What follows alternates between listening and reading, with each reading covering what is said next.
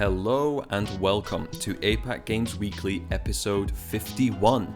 I am your host Connell Suter, and on APAC Games Weekly we take you through the biggest games headlines of the past week from across the games industries of the APAC region. This week we've got some interesting stories.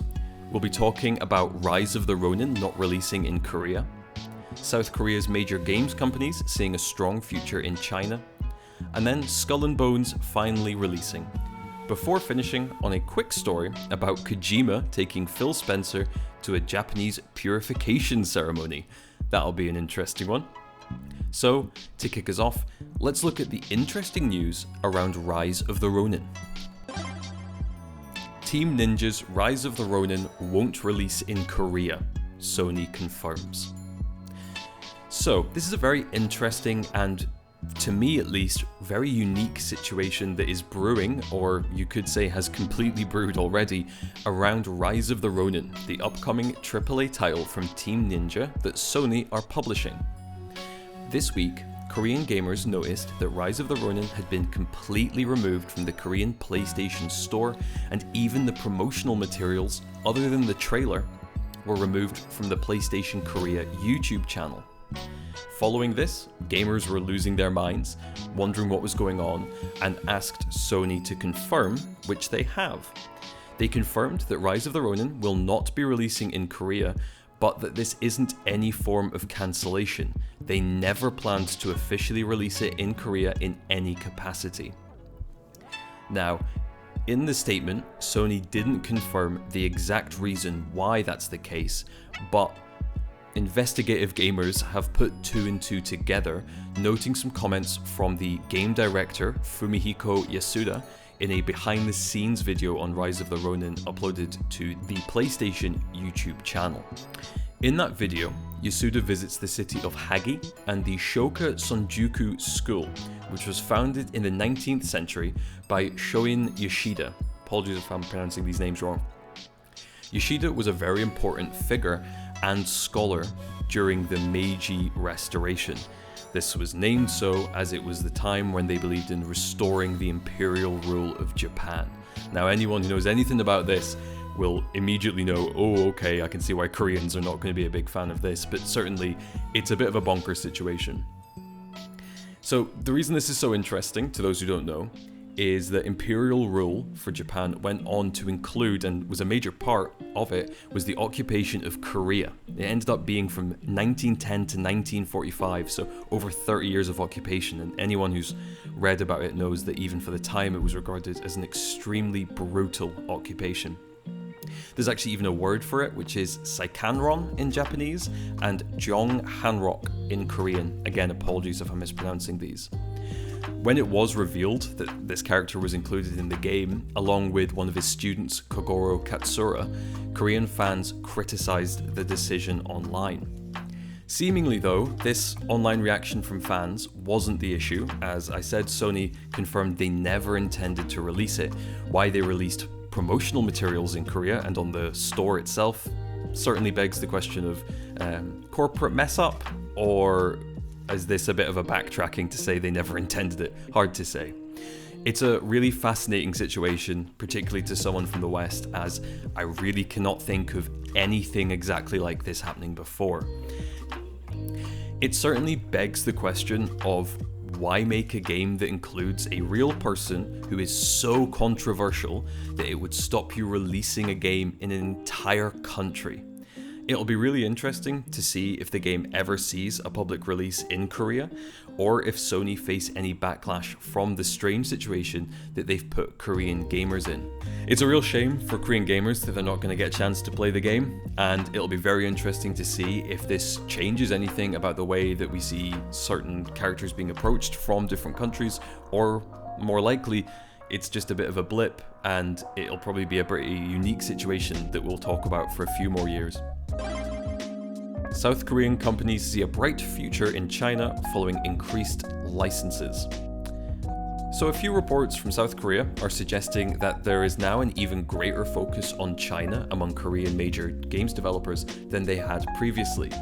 This is partially as so many Korean games have received Chinese market licenses compared to other countries. Throughout 2023 and the start of 2024, there have been 18 South Korean games licensed for the Chinese market, which is actually a pretty considerable share of all foreign licenses provided. As always with any list like this, I will not bore you with every title, but it includes games you'd expect from major companies like Nexon, NCSoft, and more. There's a view as well that the two countries have a bit of a shared games culture, certainly enough to kind of guarantee that you can make a game that works very well in both markets. And as I say, this sounds like a direction that more Korean games are going to be going in the future. There's not a whole lot more to this story, but certainly it's interesting and exciting to see another country being genuinely excited about the Chinese market. More to come, I'm sure. Skull and Bones, Singapore's first ever AAA release, finally comes out. So this is a fairly short story, but one just to highlight a bit of a games industry milestone. Skull and Bones, which was developed by Ubisoft Singapore, has finally come out, marking the country's first AAA release. Amazing news, and congratulations to the Singaporean games market. Amazing news. It's obviously incredible for the market, especially after 11 years of difficult development that saw multiple studio directors leave and the game change numerous times. I'm pretty sure most people assumed the game was cancelled multiple times, but hey, here we are. Unfortunately, the good news might stop there, as reviews initially are not hugely glowing. Players are reporting a bit of a middling game that they say has not been worked on for 11 years and feels very thrown together at the last minute. Fingers crossed, though, that even if it has a bit of a negative response, it's not blamed on Ubisoft Singapore, as obviously they've had to deal with a lot of mismanagement, it sounds like, with multiple studio directors leaving, and it does make you wonder if they'll be trusted with a full title in the future. I hope so. I hope we saw more AAA titles coming from APAC generally. So well done to Ubisoft Singapore. Great to see that game come out. And for our final fun story, Hideo Kojima took Phil Spencer to a Japanese ceremony to purify his new Xbox horror game, OD. So this is a bit of a typical, this could only happen in Japan final story, but it's a really quite a wonderful and fun one. As you might know, Kojima is working on a new horror game called OD that's going to be an Xbox exclusive.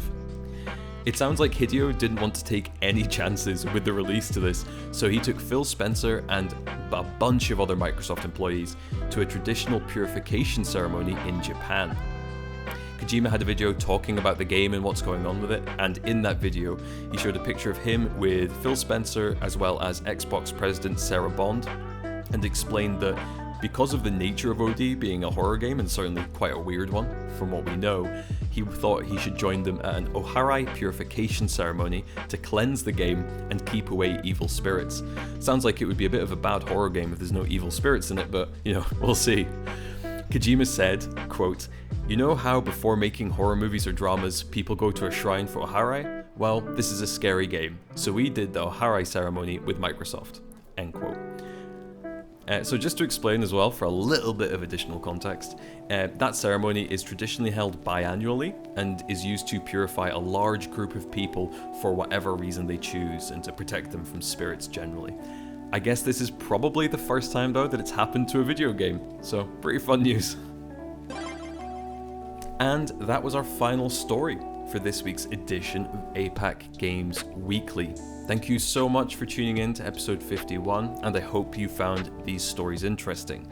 This week of all weeks, I can say I will certainly be doing some extended reading into a few of them, definitely with Oharai and the Rise of the Ronin controversy, both very, very interesting. I hope you can join us again next Monday for episode 52, live at 12 PM GMT on YouTube and Spotify as always. But until then, I hope you have a great week and keep away from those evil spirits.